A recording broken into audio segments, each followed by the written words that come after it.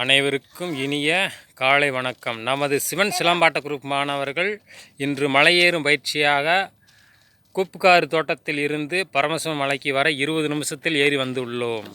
மேலே வந்து தாங்கள் கொண்டு வந்த பொருள்களை மொத்தமாக வைத்து சாப்பிட போகிறார்கள்.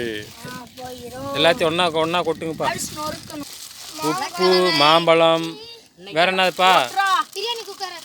பிரியாணி குக்கரு, ஜாஸு கொண்டு வந்துள்ளார்கள் மாணவர்கள். நாங்கள் வீடு திரும்பும் வரை சிவன் பார்வதி பரமசிவன் எங்களுக்கு எந்த ஒரு காயமில்லாமல் பாதுகாவலாக இருக்க வேண்டும். சந்தோஷம் என்றும் நிலைத்து நிற்க எங்களுக்கு அருள் புரிய வேண்டும். பார்வதி பரமசிவன். யாருமா திரும்ப கொஞ்சமாக மூஞ்சியை காட்டுங்க. மூஞ்சியை காட்ட மாட்டீங்க.